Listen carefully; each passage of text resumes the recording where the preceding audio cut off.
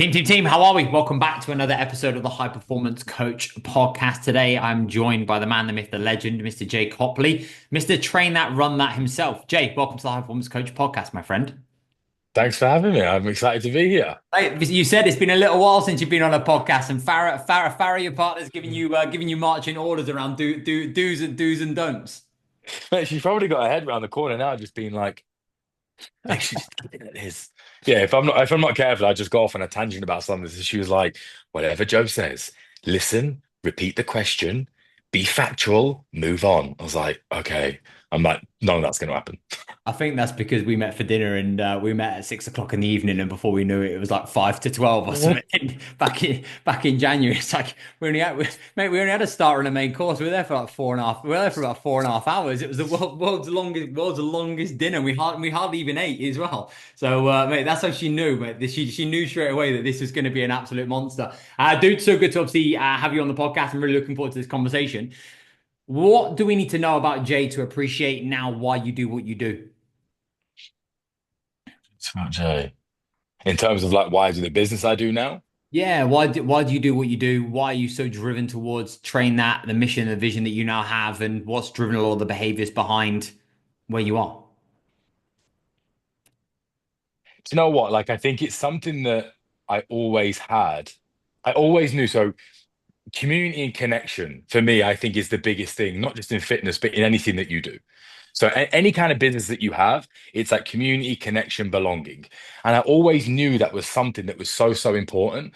And I think I've just been through this journey where I knew it was important in my early 20s when I was just like a PT on the gym floor about like, looking around the gym, I knew the people who were most successful were the ones who had the best connection with their clients. Because let's face it, there were some PTs in them studios when you were a PT and you were like, can I swear?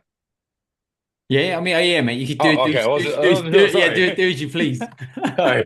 And you see certain trainers where you just be like, he's dog shit. Like, he's a terrible trainer. But you'd see the relationship he had with his client. I was like, oh, I get it. Like, that client's never leaving that PT because he's got that connection. And then I think it was then getting swept up in the fitness world and all the razzmatazz of it and the bells and the whistles and thinking other things were more important. And then just coming full circle now to building something again which feeds that community, that connection. Like it's what feeds my soul. It's like when you've seen a client who someone just joined my platform today and they were like, oh my God, I've just done a run, 8 weeks post baby. I feel amazing, blah, blah, blah. I can't wait to see where this goes. And then not just me replying, but like seven other people replying. Welcome to the community, welcome to this, being able to create that space where people have that safe space to do that. That's why I do what I do, is for those moments like that. The other stuff is a byproduct. So seeing someone lose 5 kilos, fantastic. Seeing someone running a PB, amazing. Seeing someone like, I can now bench press, I feel stronger than ever, that's all great.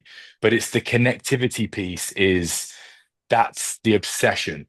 That's the seeing what people do, what it means to it.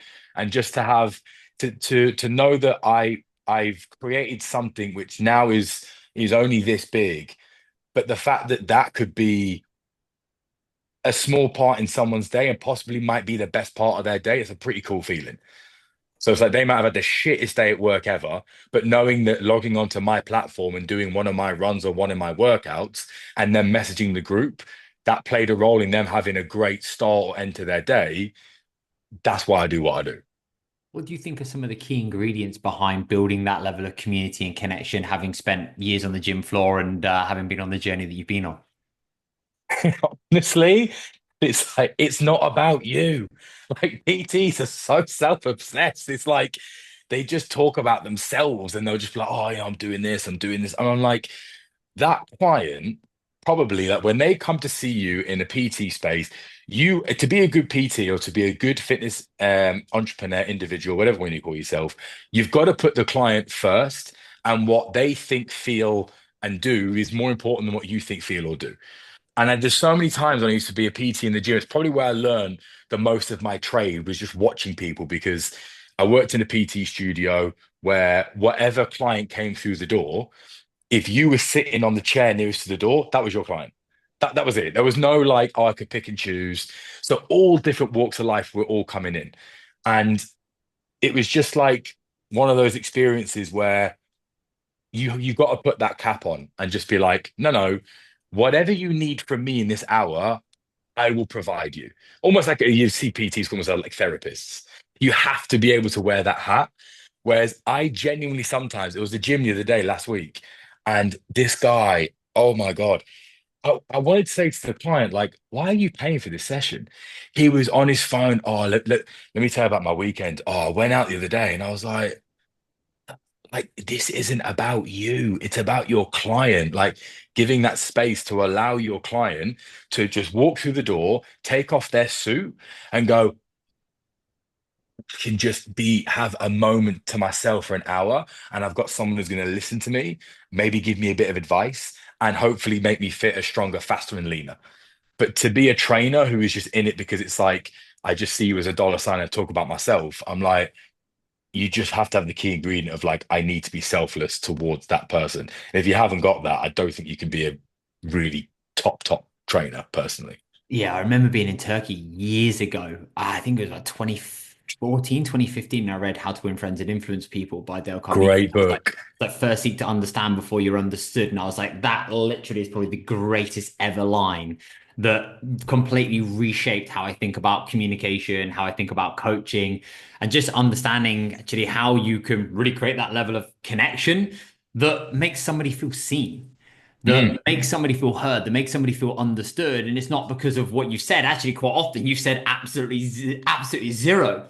And that was amazing. That was so good. Like, thank you so much for the advice. You're like, I didn't even do any, I've not even done anything. I've literally just given you the space to be able to use your own brain and recognize that people have got so much shit going on in their lives, exactly as you said. And that half an hour, 20-minute phone call, maybe even just like now in the online space, it might even just be that voice note or message that you send somebody, or that 1 hour gym session can literally transform the trajectory of how somebody feels about themselves within that moment. And then actually how they go around and how they go about the rest of their day, which I think that's such an incredible gift mm, that you can give for people that isn't something you read out of a textbook.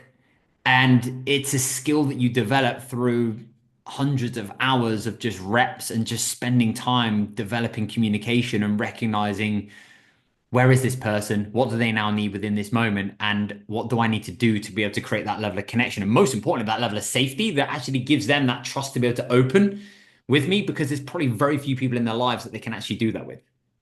yeah, and I think a good point on that we say what is a key ingredient. This maybe is a bit extreme, but I always think it's like for you, the client, whether you teach a class, whether you've got an online business, whether you teach people one to one, like with your relationship with that client, everything's your fault. And I'll give you an example. I learned this the sort of hard way. I had this guy called Steve, right? And I was 22 years of age and I worked in a PT studio. It was a transformation gym.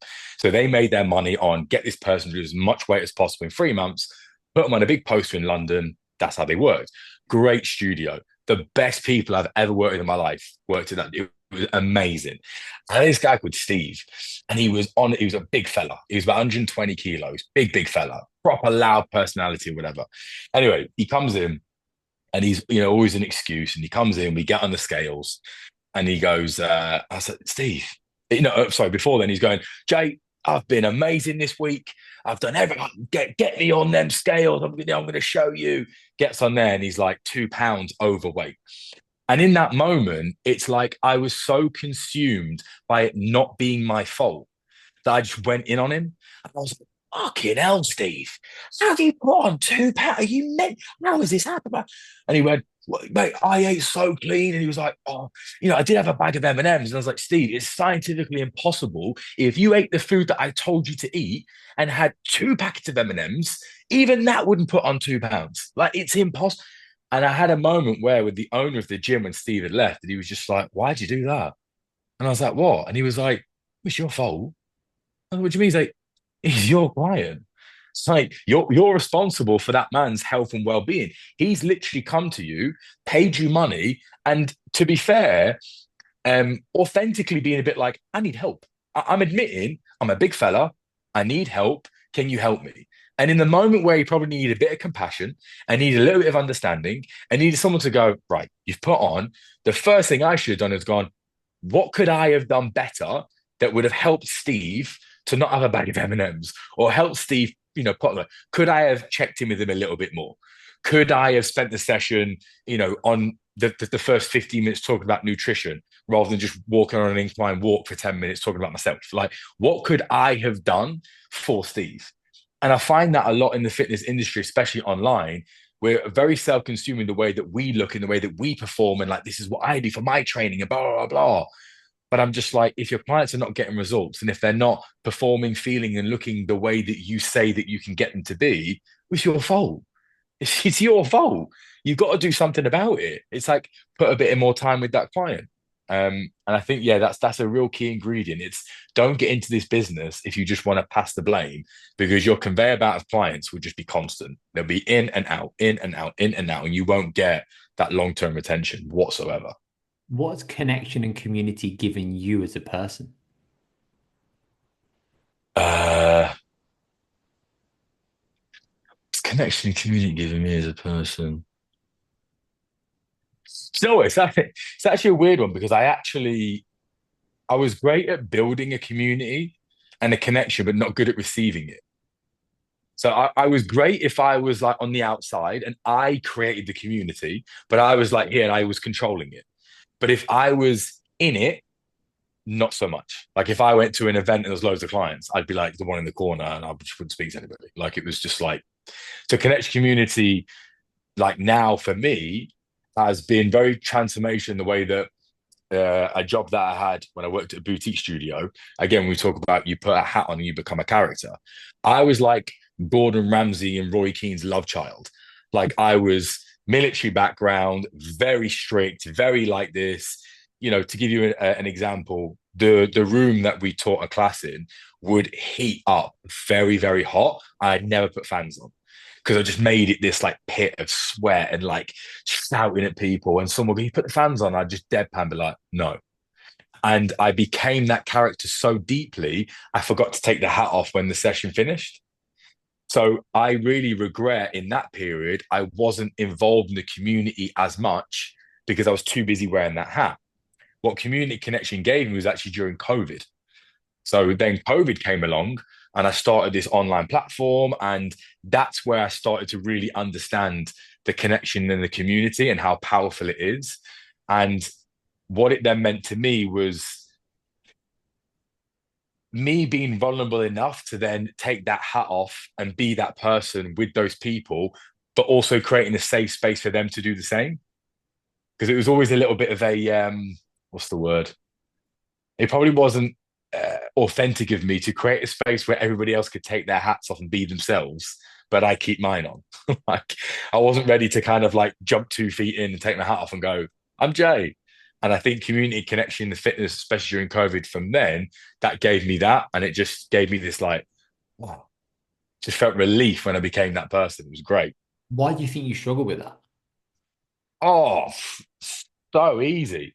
Like, I think it's definitely as a kid, not to make this like a psychology piece, but everything stems from when you were a kid.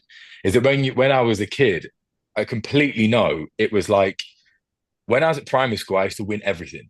I won everything, every sporting event, everything. Went to high school, let's just say I was a late developer. So everyone else was growing big and getting strong, and I was this still puny thing. And all of a sudden I was coming fourth and coming fifth. And then I played for a football team. I played 2 years above my age group. I wasn't getting picked anymore. And I was like, what's going on? So then I had to become this person that was like, oh, I don't really care not getting picked. I'm not bothered anyway, like to sort of protect myself because obviously I wasn't really that good. And that's literally then why I then left school. I joined the Marines. Let me tell you now, I literally joined the Marines only because I wanted to be able to walk around and go, I am in the top 1% of people, period. Because to be a Royal Marine, you've got to be in that top percentile. No other reason. I had no interest in military. I couldn't tell you what a gun fired like, what the name of a tank, what, I had no idea. Literally just joined for that reason. And then the Marines hardened that even more, like really hardened that. And then left. And a lot of people struggle when they leave the military. You can't shake it. And it just so happens they then go into a career where I can keep wearing that hat. I can keep being that person. So I didn't really know how to not be anybody else other than that. And then it just kind of like, yeah, it just sort of snowballed from there. And what do you think was the catalyst that then transformed and changed that after that many years and becoming that ingrained in that way of thinking and that way of behaving? You said obviously COVID kind of transformed that and allowed you to take off the hat. What happened? COVID was the first time where people chose to train with me for just me being me. Because when I worked in the PT studio, they got me the clients. When I worked at Barry's, yes, I was the trainer teaching the class, but it's under their brand. I'd never really been a solo PT, but not really didn't really have that much of an impact. COVID was such a period because I'm in my living room. I don't have anything. I've not got an amazing red room with an amazing sound system and like treadmills and mirrors and all the razzmatazz. And I know everybody else is in the same situation. But that was the first moment where I was like, wow, these people have chosen to be trained by me for just me being a trainer. And it was the first bit of what's the word? It was the first moment where I was just like, oh, maybe I am all right at what I do. And like it felt really, really nice. And then that started to change because, you know, those people allowed me to pay my rent through COVID. Like I was so grateful to those people because I'm like, without you, I was screwed. I've still got rent to pay. I still live in London. Like my landlord doesn't care that I haven't got any money. And I think that was the thing where I was like the power of like community and belonging. And I was just like, wow. And that vulnerability just really dropped. And I was just able to be like, I'm me. When I taught, I basically created an Instagram platform where I taught a class every single day. And let me tell you now, wherever I could pop a tripod up is where I filmed the class. There was moments where I was in Ibiza for 2 months. I was getting heckled by people. Some random French guy came out of his house and offered me out for a fight during an Instagram live workout. Like it was just raw and authentic, and there was no bells and whistles. And it was just like, wow, you people really connected with Jay, not like me being this like arsehole trainer. And that was the real sort of change for sure. Mate, I love that. When you remove yourself from being on like this pedestal and you put yourself on a platform and you actually allow yourself to like be seen. So the first time that there's always this like fear of like getting rejected because you are now well and truly kind of exposing yourself within that moment. And then when you it's almost like you get accepted. And it's like, Yeah. actually, do you know what I am? It's almost like, oh, I am enough. Like, I don't need to be anybody else. I don't need to be anything else. I don't need to like hide behind or like play this role or act in a certain way for me to be able to conform or for people to like me or for me to people to see me in a certain way. That dumping of energy and also that like weight that you've been carrying around, I think Mm, what that does for you is so freeing and is so liberating. And then when you find like quote unquote your people, as I would call them, and you realize then from an accountability and a community and a connection perspective, it's like, yes, they're getting so much from you. And that's why I asked you that question. It's like, for me, it's like, that's the thing that lights me up more so than anything else. It's like not too dissimilar background to kind of like you with the sporting stuff. And then you get to the point where it's like you almost feel like slightly like lonely, isolated, disconnected. You don't really kind of fit in. You're trying to find your place and you act a certain way and you get rewarded for that. So you're like, oh, I'm going to do more of that. mm. And then you're like, and then you're trying to pretend and act. And then you get to a point where it's like, well, who am I? Where am I? And then you've gone so far down that rabbit hole that going back to that is almost like, well, now what if I do this and then people don't like me because I've painted this picture for so long? But when you allow yourself that space just to let down that guard and have zero or less filter,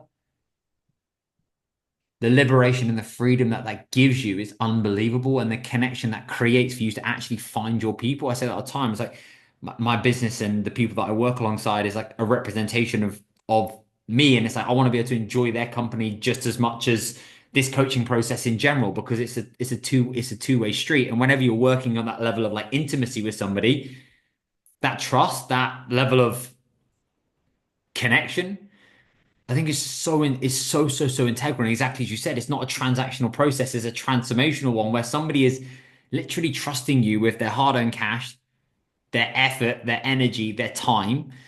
And then also for them to be open enough to be able to go on a journey with you, I think is such a great gift. And it's your duty and obligation, I think, to allow that to be reciprocated so they can see you, which allows them to see themselves and make this Yeah. so powerful and definitely something that's been lost. But the coaches that are doing it well are the ones that are winning the game. Well, I mean, I'd even say to like anybody who's just starting out, maybe as a coach, whether it's online, you teach classes or whatever, I'm like, do what I didn't and spend the uncomfortable time figuring out who you are and who you want to be as a trainer. Because like you just said, then you get rewarded for who you were or who you are. Like when I worked at Barry's, it was literally you got paid per person that came to your class. There's no security there. So if I get, I think there was a base rate of like 20 quid. But I'm like, if I get 5 people in my class, I've earned like £20. Like it's not enough to pay rent. Mhm. So for the first months of being there, you earn nothing. And what happens is that you try out many different versions of who you are. So you start off by looking at the current trainers that are there. Okay, who's earning really well? What do they do? I'll take a bit of him and I'll take a bit of her and I'll take a bit of them. And then you morph this character.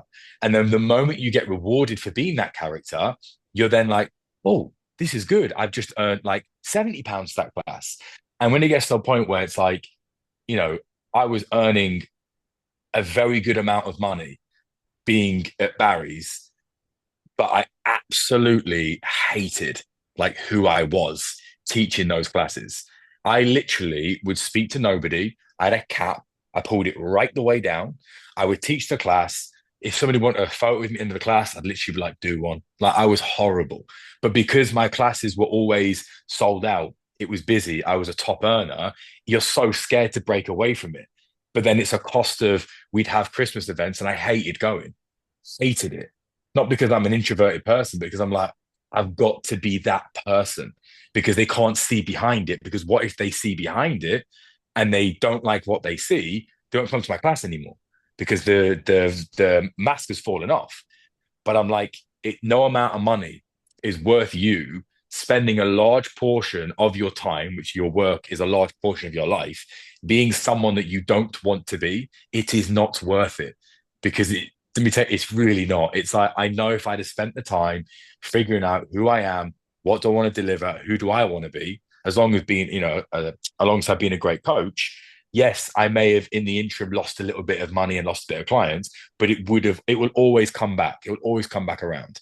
And it's like, yeah, just be that. And even a really good story that'll resonate is my ex-business partner, when he joined a boutique fitness studio, he's a very like he's a larger than life gay man in London. He's brilliant. Like he's a larger than life character. He is unapologetically who he is. And when he started being a trainer there, people who take him through training literally told him he needs to tone it down a little bit because he's a bit too camp. Because back then it was about six pack abs looking a certain way, and it's like that doesn't work. That won't work here. And I remember watching that guy for months, toning it down and not being him, and just not getting many people because he was just like every other trainer, not getting people through the doors, not making good money. And I don't know what happened, the flip that he switched. Let me tell you now, when he flipped that switch, best trainer I've ever seen teach a class. Like you could not get in that man's class. Impossible. The moment he was like, I am going to be me. I'm going to play my music. I'm going to be sassy. I'm going to call people out. I'll do, a Halloween costume in high heels and a wig.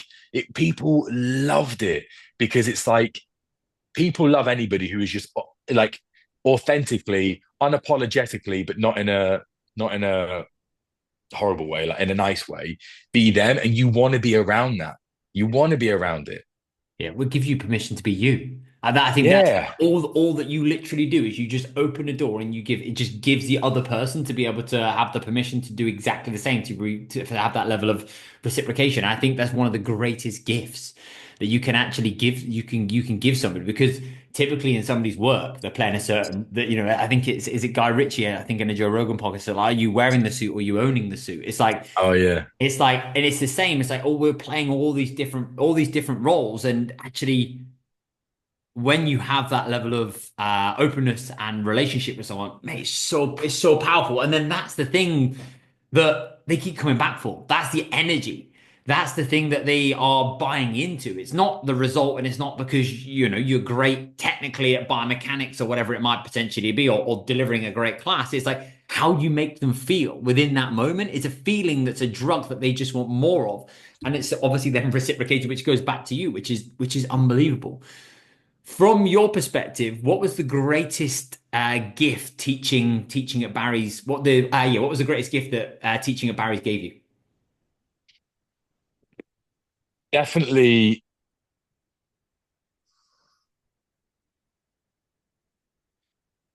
So I always think of people. So when I think of like what the gift, I think of like scenarios. I'm a bit of a storyteller, and I think of people. And I think like I remember this guy, and it was when I had Grindhouse, when I had my studio, and I never forget he come in, and he was easily like late 70s, early 80s, right? And I don't mind saying it. I've told him this before. I literally walked in, I was like, oh God, like this is going to be hard enough as it is. And I've got to teach this like 82-year-old man. Like, oh God, how is this going to work out? Like, just negative, negative, negative. Anyway, didn't really say much. And he came down to the studio and showed him around or whatever. And I was just watching him do this class. And it's like, in the first, he didn't particularly do anything right. He was just bumbling around, didn't really know where he was, and like, no, be on that side of the bench, and no, you got the wrong. No, that's a bench press, not a squat. Like, just constantly feel like you were babying him. Like, oh, fucking hell, what are you doing? And I remember like then his daughter, who had then brought him a few weeks later, she was like, he's just really enjoying being here. So like during COVID, he lost his wife, so she'd lost his mom, and he's just felt so alone since then. So he moved back to London for a while, and his sisters were sorry, sisters, his daughters were looking after him. And I had this moment where I was just like, oh my God, this man, he just wants to be in a room. Like he just wants to be in a room and he just wants to be around people. He's not interested about like the biomechanics of things. He doesn't care if his squat is good. He's not interested. He just for that 50 minutes wants to just be entertained, distracted, and just forget about everything that's going on in his life. And if he can do a squat a little bit better than he did the week before, great. But he's not overly bothered. And I think the best thing about classes is in those instances, they're the biggest gift that it gives you because you'll never ever see people be as vulnerable and open as you will ever see in a fitness class. Because in that moment, it doesn't matter who you are, no one has got any social currency whatsoever. So that man being in the room, he could be next to the CEO of the biggest, I don't know, bank in the world. They're both the same in that moment. It doesn't matter. They're both just two men sweating, barely holding a plank. And it doesn't matter. And that's an amazing gift because there's not many places or instances in life where everybody connects and everybody feels like that together. It doesn't matter. And being someone who has taught all those classes, I think classes are amazing if that's what you're going to them for. It's great experience. It's great community driver. They are fantastic for that. And the biggest gift you can have as a trainer, if you are open to it and looking for it, is just the abundance of characters that you will meet, the impact that you will have on their lives, but also the impact they'll have on yours, is probably bigger than most other jobs I could think of. Like it is amazing. I think some of my greatest lessons that I've ever gained have been from all of my clients. And often they're just like either they're things that they didn't do, like they didn't intentionally do, but you took a lesson from it, or it's something they said as like a throwaway comment. And it's like Mm. that throwaway comment that you're like, I don't know why that is, but it's just like is landed. It's just that little moment or memory that just sticks. And I think we so often like have this thought process of like clients thanking you for keeping them accountable. But I actually think your clients, again, it goes back the other way around. It's like being appreciative and grateful for the level of accountability that they give you because they demand you to be better. They bring the very best out of you and they demand you to progress and grow and evolve and continue to sharpen the blade because you want to be better for them because they're going on that journey of change as well. And I think when you look at it as that two-way street, it's unbelievable. How did we go from Jay in the military to teaching classes to fitness all over the world with Instagram with people paying you a membership on Instagram. I'm going to come on to that in a second. To them being able to build one of the most highly regarded studios in London. Oh, what the journey was. Yeah, how do we go from Jay in the military all the way through to then kind of being a studio in a load and that was building something that was at the time highly regarded, highly successful, and creating partnerships that were, well, most people's dreams. I mean, Jay got into fitness because Jay was broke. That's literally it. Like I literally left the military, and before you leave, they have to put you on some sort of course. So I was like, I don't, I'm fit. That's it. I'm fit. Never taught anybody in my life, but I'm fit. So I'm like, let's do something in fitness. Did a fitness thing, and I regard myself honestly. I am one of the luckiest, jammiest people you'll ever meet in your life. Like I don't know why. I am only where I am because of the product of relationships that I've had with other people. That's it, period. It's yes, I've had my own hard work. The people, there's been so many instances where like I've nearly been homeless. I've had like £70,000 worth of debt. I've had like problems with things. People. Without these people, zero, zero. And it all started with when I finished my PT course. Certain people will come down and they say, oh, we work at Gym Box, we work at Rev, we're trying to be a trainer here, all this sort of stuff. I had no clue, no idea. I literally was like, I had minus £5,000 in my account. I was absolutely broke. And it just happened. This one guy called Rob owned a PT studio called Revolution, which is the best PT studio the best place I've ever worked in my life, ever.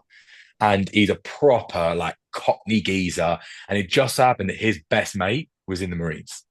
That's the only reason why I think I got a job at his PT studio because I was not very good. And I joined his PT studio, and like those people were, if you want to know what it takes to build a community, be highly profitable, but with not that much skill, and I mean this in a nice possible way, they knew how to do it. They were proper East End boxers, proper lads. You ask them the biomechanics of things, they probably haven't got a clue. Like they're not really too sure.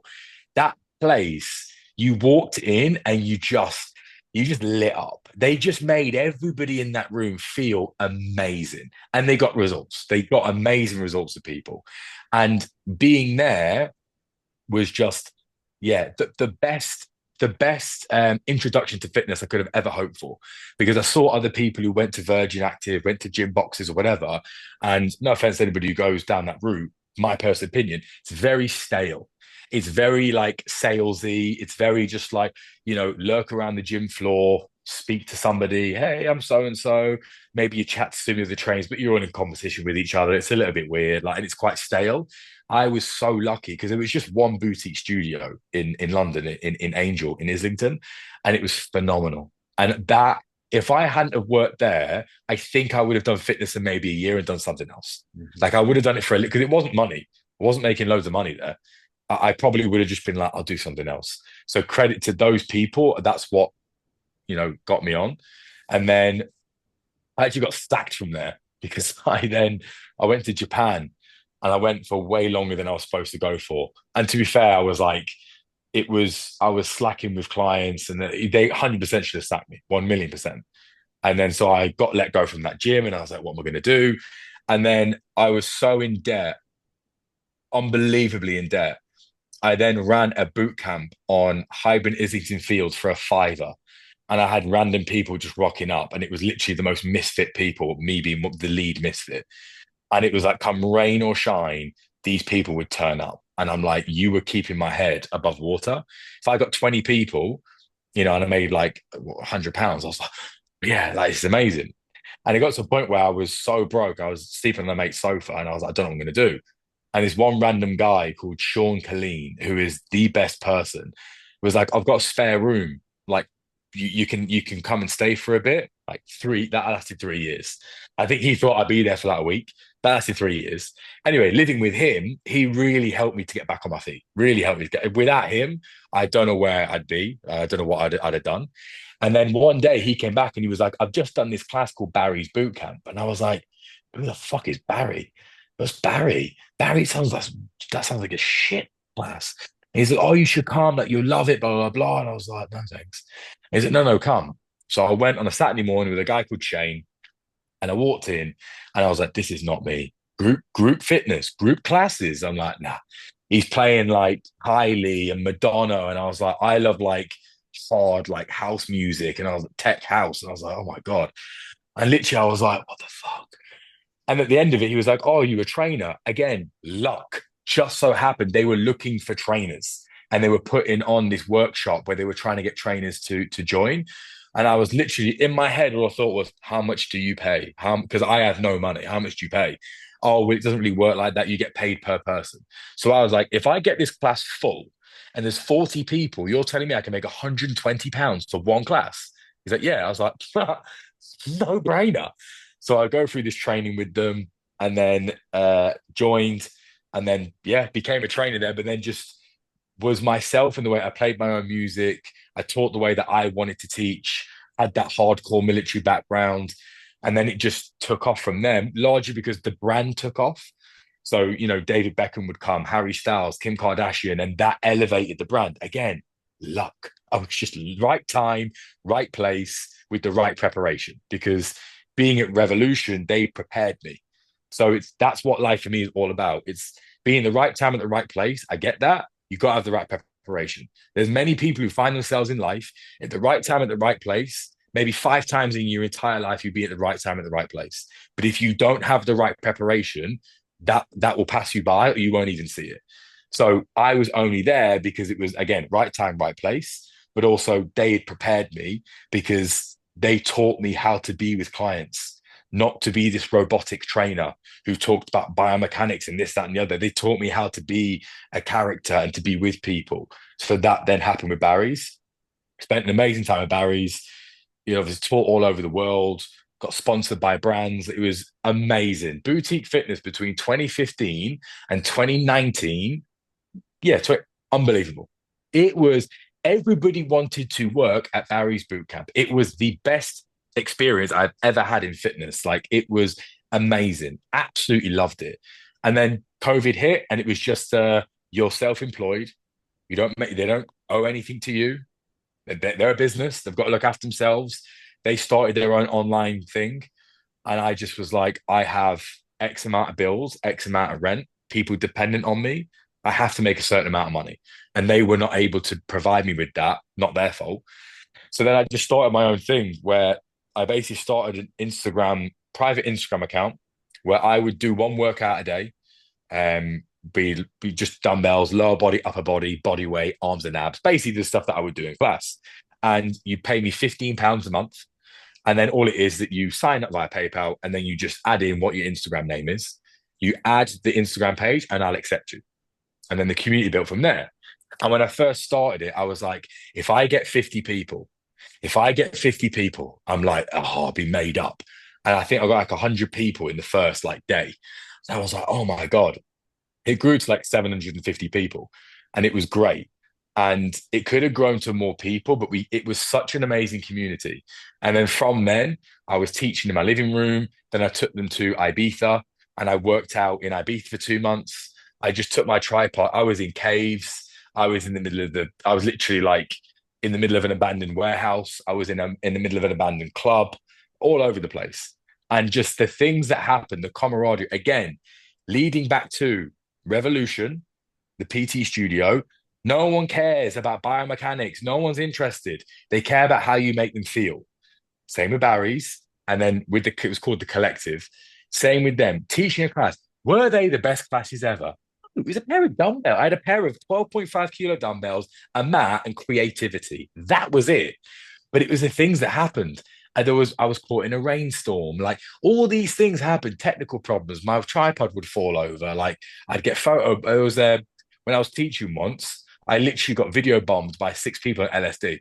Just that it was just entertainment, because it was like, yes, these people want a workout. Of course they do. What do they really want? Can you just transport them for an hour and just take their mind of the fact that it's COVID and it's a shit period, and they're just sitting at home with not a lot to do. Some people are alone, and they don't have anybody that they can go and see. Can you just, for that 1 hour, give them that? And don't get me wrong, there was moments where I teach a class every day for 365 days. Let me tell you now, there was days where I would be there behind the camera going, how long can I do this for? I'm fucked. Like my body is killing me. It's raining. I can't be bothered. And then, hey, welcome to the like. You just had to be that character and be that performance. And then from that, me and two of my friends just had this idea that we were like, if we don't go big with this, we'll never get this opportunity again. COVID had, the online market had exploded. Peloton had paved the way to show people that they were now training online. And it was like, okay, we can't, maybe we could have gone back to Barry's, but maybe we kind of burnt that bridge a little bit, maybe, but maybe we could have done. If we do, we go back and we will forever just be a class-based instructor, probably the next 5 years. The money was too good, it was too comfortable, and we just knew what we were doing. Or we can take a gamble and go, we've never owned a business. We're just three trainers. We've got no idea what we're doing.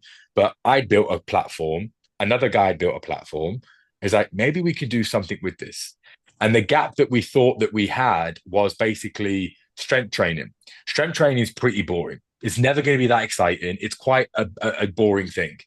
And we never wanted to mix the two because through working at Barry's, we never agreed with the cardio and the strength combined. Clients who were just burnt out, getting injured, but it was the entertainment, and that's what we gave. And if you came for entertainment, you came to the right place. But if you came and finished class and went, Jay, I'm not seeing progress, I'd have to always bite my tongue and be like, you probably never are, mate, because it's not built for this. But I work for a brand. I can't say that. So, just come to more classes. So we wanted to develop something where it was proper strength training, where you're going to lift, like I'm talking like 20, 30 kilo dumbbells in class with rest in between, but bring that entertainment factor into it. So we had this idea for Grindhouse. We spent the first year as an online website and pretty much just did what we were doing in an elevated experience. We had literally barely any money.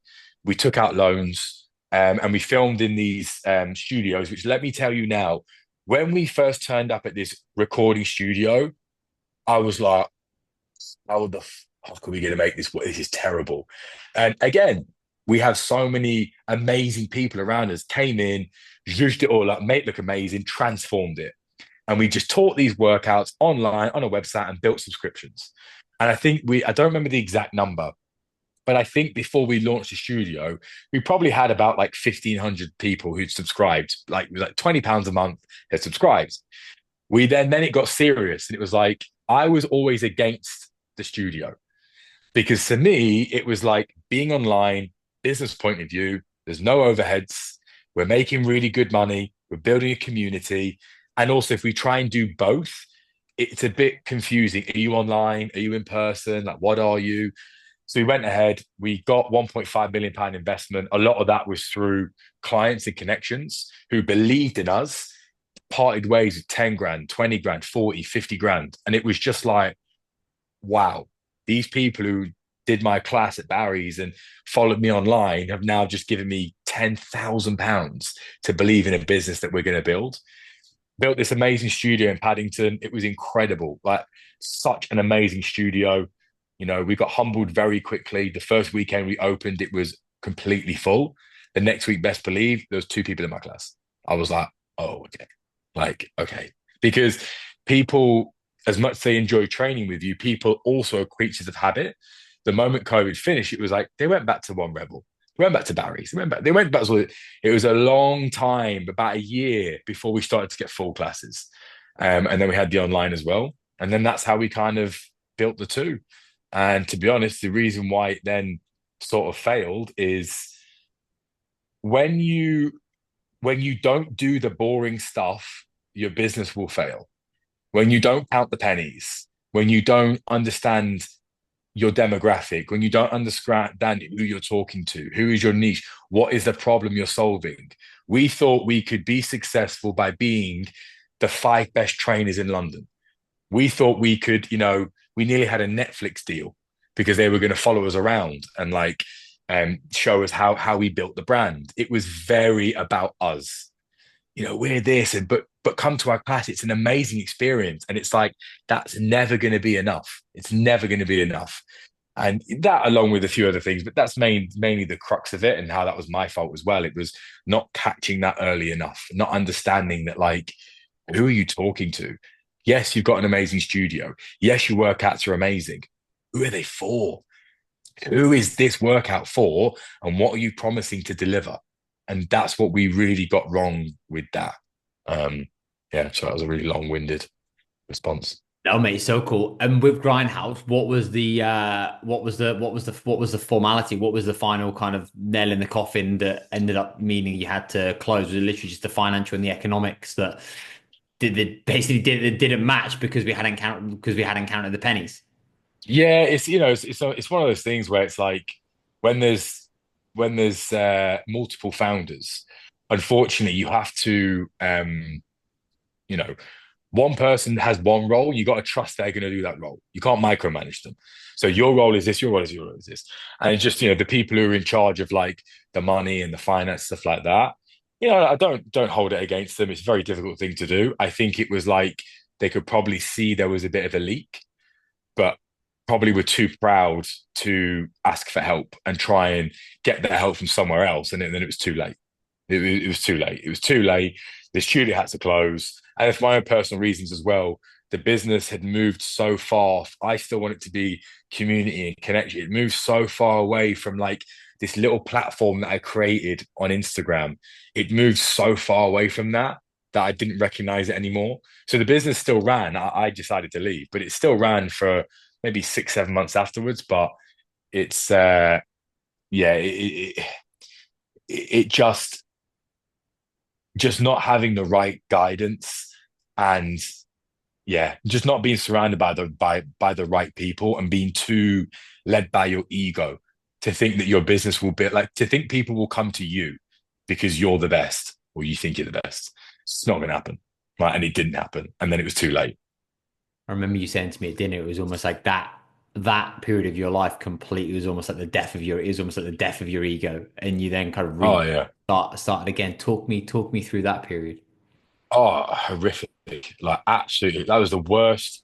Owning that studio, this is me talking from a personal point of view. I hated myself. Like, I loved the clients and I loved the studio and I loved all the amazing things that we did. But I just like, yeah, I just hated it. I hated the whole just going to the studio, like teaching a class. Like, I hated the whole aspect of it because when I owned the business as well, I was never like listened to, and I became really mute and I became very quiet because there was other louder figures in the business, and it really annoyed me because I was like, this was built off the back of what I did. This business came because of me getting out of bed for a 7 a.m. class every day, come rain or shine. In Ibiza, I had a Vespa. I put the two dumbbells in the seat, strapped a yoga mat, and go into wherever And I think of all those moments, and I was just like, I felt like it got taken away from me, but I just got because there was other people who I thought were better than what I was. They were better than me at certain things. I let them lead, and I hated that I let them lead because I'm just like it was never supposed to be what it was, and I hated that it was. We tried to be so big so soon. Like, who did we think we were? We built a studio in Zone 1 London. We spent £1 million building a studio. What were we thinking? Like, what on earth were we thinking? And it was amazing, and the clients were unbelievable. And it definitely, ended on a high for the clients. It was a magical, magical place. But for me, imagine starting a business, but in your head, you're constantly going, this is going to fail. This is not going to work. This is going to, because of us, because of the founders. I was like, so waking up every day, doesn't matter how much I love the clients, doesn't matter how much I love the studio. I hated the fact that every day I was like, another day crossed off until we're going to fail. Another day crossed off until we're going to fail. I just knew I was like, we are going to fail with this. But then nobody was listening to me. It was that bad that I would even make up stories that I spoke to people who I knew they revered and said, oh, like this person said this. They never said that. It was me, but they weren't listening to me. So I used to say, oh, I think this person, I had a conversation, this is what they think they should do. So then they would go, oh, okay, maybe we should do that then. And I'm not saying I had the answers to everything, but yeah, oh God, I hated it. And then obviously it closed, and it was just like, oh my God, I'm going to become one of those wanky online PTs. It's going to become one of those online trainers just being like, hey, I can fat loss in 12 weeks. And I was like, oh my God, kill me now. Oh, I can't believe I'm going to do this. And then I obviously did it, became that character. And then it was obviously until I had a conversation with obviously Pele. And again, right time, right place. And again, the right preparation. Because when Pele said to me, he's like, oh, this guy called Joe. I said, I didn't know who you were, didn't know your business, didn't know anything about it. And he was just like, mate, he'll really get you to understand like who you want to work with. Because I was making okay money being this online trainer and whatever, but I just wasn't really enjoying it that much. And I think clients could probably see that sometimes. I was good with some clients and not so good with other ones. And he said, oh, you should probably, he'll get you to really understand like what your business is and who you're serving and build something that you really love. And even now, like I always think, I think, God, if we had Joe or someone like Joe and we started Grindhouse, maybe it would have been, and we were receptive to it, maybe it would have been a little bit different. So that ego just got absolutely crushed because it was like I'd never failed before that big and failing so publicly, failing on such a big scale, seeing, the red paint getting extra across the studio, it's shut down. We had sponsorships with like Gymshark and like, different brands that we work with. And, on the front of it, our studio was thriving. It was our social media content was amazing. It was thriving. And your ego just being shattered because it was just like it failed. And then people go, how did it fail? It looked like it was doing amazingly. And then being in situations where I'm meeting new people, oh, what do you do? And I was like, fucking hell, it's an online trainer who's got fucking 8 clients. How has this happened to me? Like, I was this. This was me. Like, this is where I was. And now I'm just someone who's just got 8 clients. And what the fuck? Like, horrible. Spent a year just feeling like that. It was awful. Absolutely awful. What did you learn about yourself within those moments when you connect the dots looking backwards now? Having because I know when you're in it, you almost can't read the label when you're into the bottle. So now in hindsight, what did that period of a year give you that you're now grateful for giving yourself that space? Um, what am I grateful for? So I definitely think it's like you can't forget the people who got you to where you were. So for example, like I always think with all the people who supported me through, if people didn't turn up to my barriers classes, for example, I couldn't survive. If people didn't support me during COVID, I couldn't survive. If people didn't support me during Grindhouse, I couldn't survive. Like all those things. There's probably a period in Grindhouse where because you're getting swallowed by the enormity of what you've created, you start to forget about people. So all of a sudden, I haven't got time to speak to someone after class anymore. I haven't got time to speak to that client about their problems. I haven't got time to correct someone's form in class because I'm thinking about, are we going to be able to keep the lights on? Oh, we've got this partnership with these people. Like you're forgetting all those things. And actually, it's like, but those people are 100% your absolute bread and butter. And if you forget about them, it doesn't matter how much funnels and structures and things you have, your business is going to go under anyway. Like it's going to collapse. And it really understood and really taught me that I'm just like, you cannot forget those people. If they paid you £1 to do a class, don't forget about that person. You cannot forget about those people. And I forgot about those people because I was so ashamed of who I'd become. And then the business ending, I didn't want to speak to anybody because I was like, I've let all these people down. I've let everybody down. Like this is horrendous. And I think it's like being where I am now and, speaking to those people again and being like, hey, and genuinely building something that I know they're going to connect with again and bring that kind of community feel back again and bring that old school, like when we had the collective and it was just a tripod and a mobile phone. That was it. And there was more connection and creativity than £1 million studio. And you don't need all the bells and whistles and the structures and this and this and this. It's like your ability to just be able to connect with someone, understand their problem, understand how they're feeling, and genuinely and authentically being able to help them, not just become a coach who learns about, women going through, what's it called? Their menopause for 4 weeks. And I'm a menopause coach. No, no, no, no. Who can you authentically help? Who can you authentically serve? And just not forgetting about those people. The thing that I love that you communicated with me was when you were like, I just gave myself a year. I just gave myself a year of just trying to figure out what was my next move and where did I want to go. And it could have been so easy just to jump into the next thing and chase the next buck and go, "Right, okay, well, now I've done that thing and I need to do that again."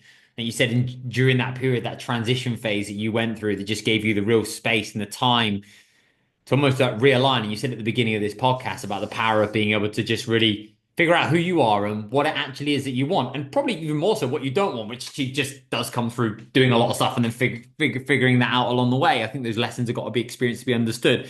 But I think almost what you communicated at the start of what you would say to anybody was almost what you gave yourself permission to do off the back of that, to kind of Mm. realign and recalibrate and then go, right, okay, Jay, where are you? What do you want to do? What do you actually want, mate? Like, what's the real like heartbeat behind all of this and why you got into this in the first place, apart from economically being able to pay your bills? And what's the thing that it gives you? The connection, the community, it's the fun, the creativity. It's that energy that you can facilitate and the journey that you can take people on and being able to get the piece of the puzzle for you. Because I know the biggest fear was almost building something again Oh God, and yeah. then being in the same place and feeling the same way, and then almost Oh being yeah. slightly hesitant about wanting to do that just in case. Well, what if I do that again and then I end up exactly back where Jay was 1, 2, 3 years ago? You know, and I know that was almost like the biggest, what's the word I'm looking for, like tug of war that you were probably like bumping up against for a period of time. Oh, it's horrific. The thought of like building and starting again is like the thought of like reaching out to clients that have been with me from day one and being like, I built something else. I was like, oh God. Because also as well, it's like you have to, that's also being vulnerable enough to be like, yeah, the last thing failed. It failed. Whereas like if I never start anything else, I haven't got to talk about that. But in order for me to be able to move forwards, I've got to address the fact that that did fail, and now I'm doing this. And yeah, it was awful. Like the thought of like, because when you just, doing being an online coach, I could blend into the background. I'm just like any other fat loss coach. Just don't mind me. Don't mind fat loss. Like, yeah, I charge this amount of money. Like, I haven't got to talk about it too much. And I just kind of collected the low hanging fruit people who probably knew me for years. The people who believed in me. I was like, oh, just get those little people.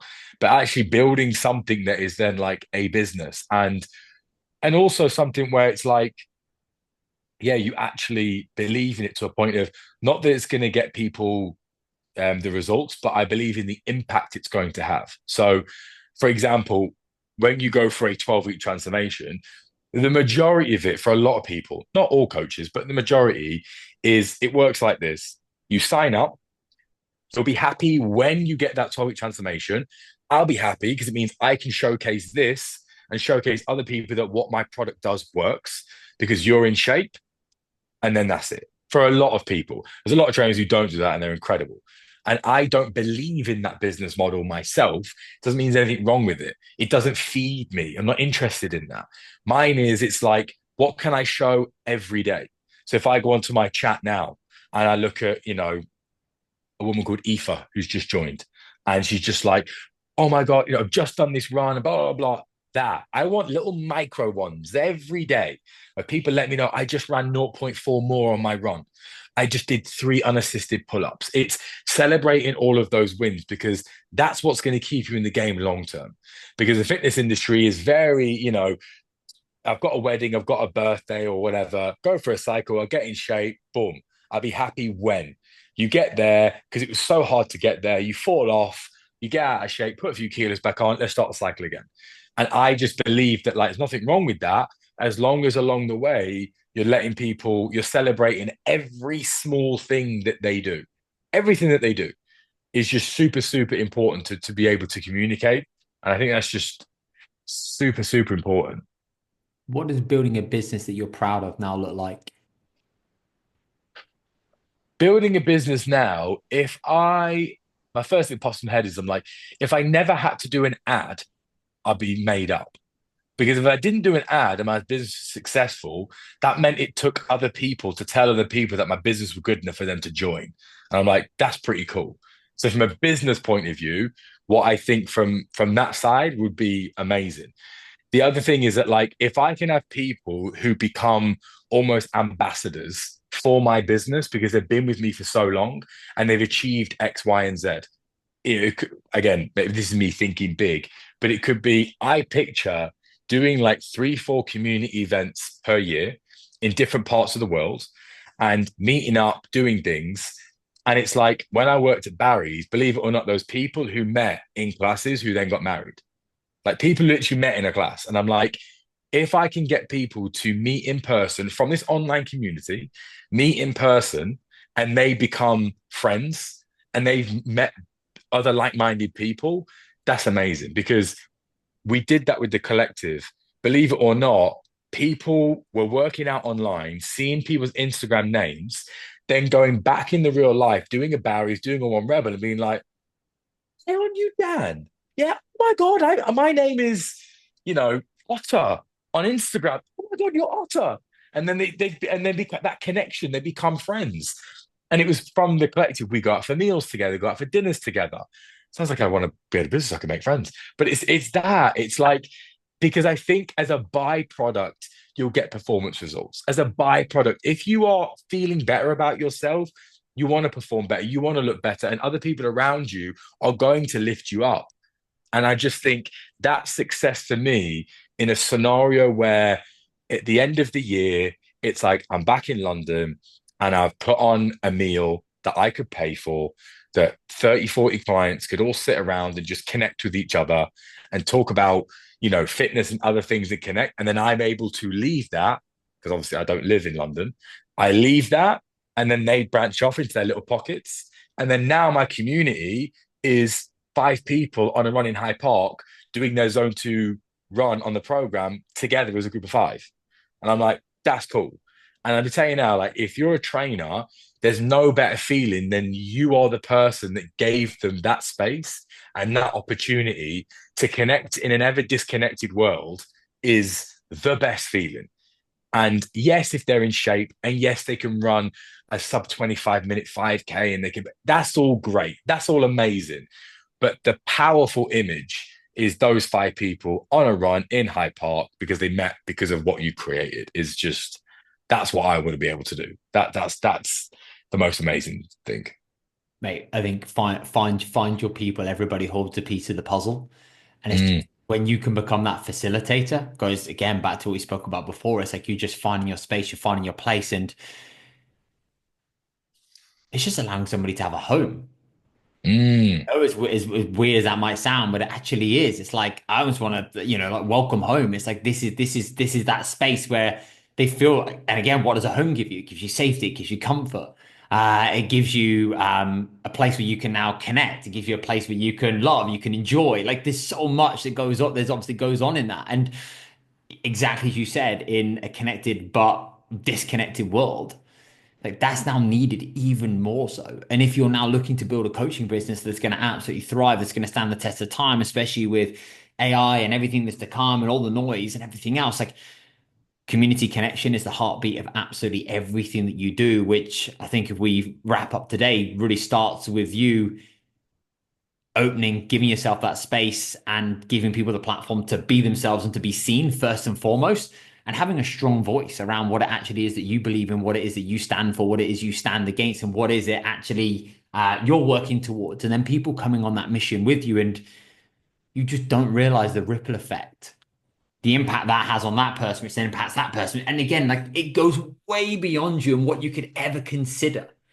The mum that you work with that now has a positive impact on her daughters, who then, mm, it's like you never know where that takes you. And it's like when you take a step back and you're like, even if it is, I've got 8 clients or 100 clients or 750 clients or 10 clients, it's like, if those 10 clients then do that and that impacts those people, and it's like, you just realize that's just on a micro level, just the work, the impact that you're doing and how profound that is just so much bigger and greater that I think often we give ourselves credit for because it can be so easy to be focused on the next and what's the next and what's the next, which is all well and good. I just think when you think about that and you look at it from a 30,000 foot view, you're like, how cool is that? mm. Oh yeah, yeah. That's the thing. It's just like it's that. It's the Yeah, it's all, and you're so right in this AI world. It's even like when we had Grindhouse, I was drumming it the entire. We have to focus on community. No, we've got to build wearable tech. We have to. Just wasn't listened to. And I remember looking at Peloton, and I had a few friends who were trainers there, and I remember being, I was like, if they don't sort out their community, they're going to go under, because I'm like, all the tech and the best. Again, they led with because we're the best tech, with the best trainers, with the best video streaming, with the best playlists or whatever. I'm like, then Peloton started to tank. What have Peloton introduced now? Community. Now they've got these little hubs where people can connect. It doesn't matter what you are building. I knew a trainer who used to genuinely, and this is back in like 2010. So money wasn't as big in fitness as it probably is now. That man used to make about £50,000 a month.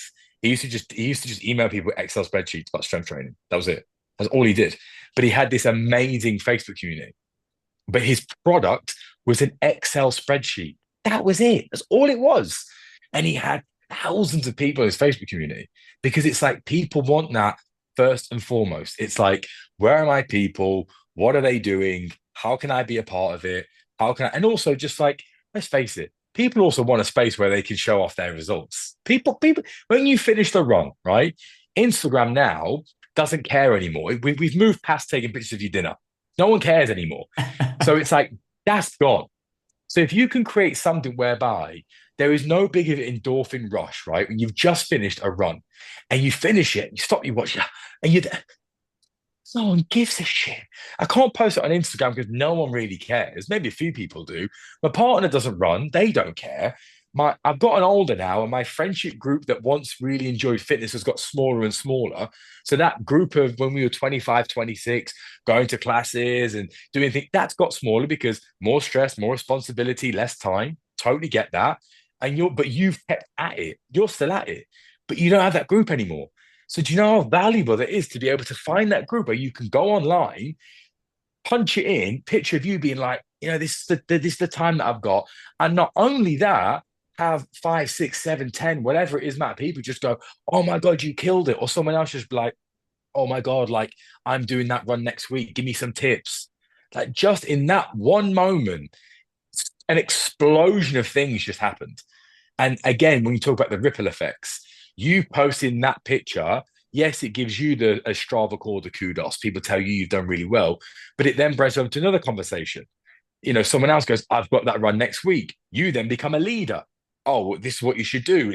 And to be able to have created that community for people to do that is better than any, marathon race PB that they might get. That's a cherry on top of the cake. That is wow, you can do that as well. Amazing.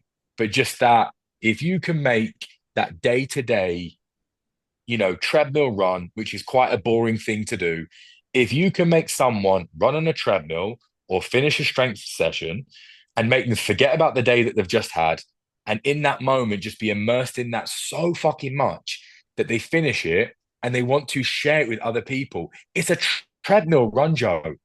Well, how exciting is a treadmill run? It's so boring. But if you can create something that connects, makes someone feel that much that they come off and they're like, I just need to tell people how I felt after that run. And it's an authentic space where those people fully understand what you're going through, what you felt, that is the best thing that you can create for Yeah. sure. So that's what I mean with like Peloton. It's like you're on your £5,000 treadmill with the most gorgeous trainer who is very talented and they're very entertaining. You finish it, you're like, cool. There's fucking no one to talk to. Like it's horrible, and that's why it's such an important thing. It always will be. AI will never change that either. It's so important. Yeah, it's whether your abnormal behavior becomes normal behavior. And I think when you have that facilitation, we have that place where you can facilitate that, mate, it's insane. And you mentioned it in terms of the leadership side of things, but I think it's also the fact when you as the coach can influence, you can lead, you can communicate, but when you see somebody else that's done the thing and you've not done the thing, like that then holds you to an account of, okay, I'm gonna also now go and do the thing because I don't feel like it and I can't be asked today. And do you know what? Sarah's got four kids who have been up all night and she's just now worked a full-time shift. She's made the dinner, she's put the kids to bed, and she's got 15 minutes right now. And it's like, do you know what? The last thing Sarah wants to do is go and do that session, but she got it done. And she also then communicates that. You're like, fucking hell, what, like, all right, I'm gonna now, like, what's my excuse? I'm gonna now go and get on with it. And it's just that environment that you facilitate, which is insane. So nobody, I've absolutely loved this conversation. Final question. What was the last thing that Jay changed his mind on? Going on this podcast. No. Well, mate, you did make a good excuse, but I made a good excuse. Last week we had a power outage in Portugal, and Jay messaged me and been like, "Thank fuck for that." Liverpool had won the league, and he was hanging out his ass. I said, he must have known some people in some very high places to have made that. People were saying it was a cyber attack or some atmospheric phenomenon. It wasn't. It was just Jay Copley Me, pulling strings just so he didn't have to do the High Performance Coach podcast. Hanging. honestly. What was the last thing that I changed? I say something that's actually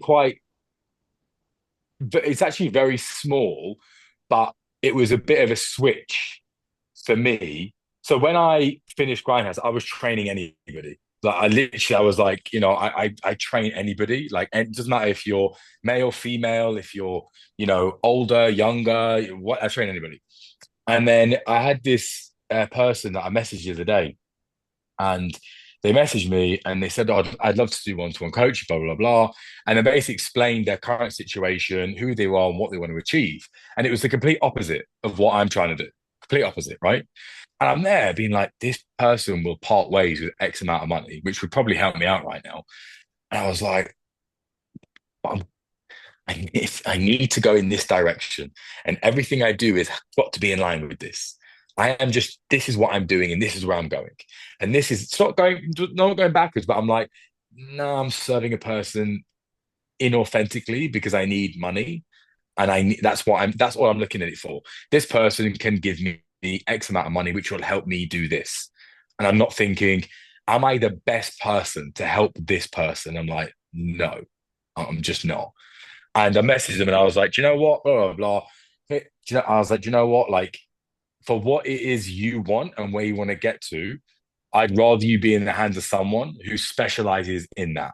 And I'm like, and I know some people who can, that's probably who you need to go with. And they were like, do you know what? There's not many people who say that. Thank you so much, blah, blah, blah. I was thinking, I was saying that a year ago. And that was the last thing that probably should happen a few days ago where I changed. It was that moment where I just went, I'm not at that place anymore. I'm not there anymore. I'm not just taking on anybody. I'm not just training anybody because I have to. I'm now training people and building something because I believe in it and I want to.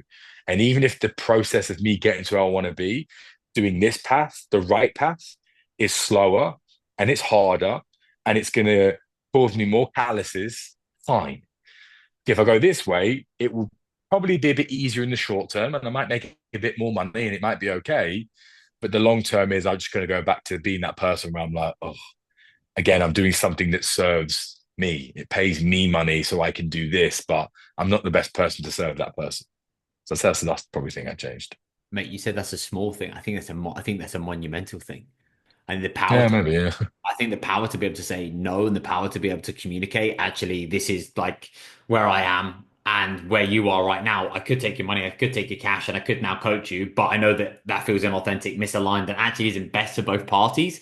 And to be able to have the confidence to be able to go and communicate that there's somebody better than you, I think that's one of the most powerful things that is so freeing, liberating, and just highlights the progress, the growth, and the position you're in, mate, which I think is absolutely huge. And I definitely think it's something that more coaches should have the power to be able to go and do, and actually how much more of a fulfilling, more aligned, and also a more win-win-win there would Mm. also be in that as well. And I think that's a great way to close because I think that's one of the most exceptional lessons that anybody's kind of shared in terms of what they've changed their mind on. But it's really cool because it, yeah, allows you to appreciate how far you've come, where you are, and the strength that you have around your vision and mission, and what you're not willing to compromise, and how much trust you have in yourself, even though there's evidence, but it's still building. Yeah. Oh, for sure. I mean, yeah, don't get me wrong. my bank balance was well, you idiot, take it. What are you doing? I was like, oh my God. But no, it's definitely the right thing to do for sure. Good, mate. I've absolutely loved this conversation. Mate, if people want to go and watch you on a Vespa with 12 kilo dumbbells with six lads absolutely off the tits on LSD, where's the where's it Oh my God. Look, where's the best place for them to go? if you're ever traveling, you're in a hotel room, or so you go to a hotel, it says they've got a gym and they don't have a gym, and you've only got body weight to do, or you've got a couple of dusty dumbbells. Honestly, it's called the JC Collective. Obviously, nothing's been updated on there for years. But if you just want a hilarious workout where I'm on the top of a skyscraper with the Burj Khalifa behind me in Dubai, and I'm doing a workout, and then the dumbbells fall into the swimming pool, and I have to jump into the pool to get like whilst it's all live. There's no do-overs. Yeah, if you want an entertaining, old school lockdown feel workout, head over to the JC Collective and get yourself a workout in. And where's the proper place that people can go and go and see what you're up to? Just my Instagram, so just Jay Copley. Dude, amazing, mate. I appreciate you. I've loved this conversation. My cheekbones are hurting from smiling so much. And mate, I'm proud of you, the growth, the evolution, the journey you're on, the impact you're currently having. And yeah, mate, I think there's so many pockets of gold in there that we can unpack. So, dude, until next time, I appreciate you. Appreciate it. Thank you so much.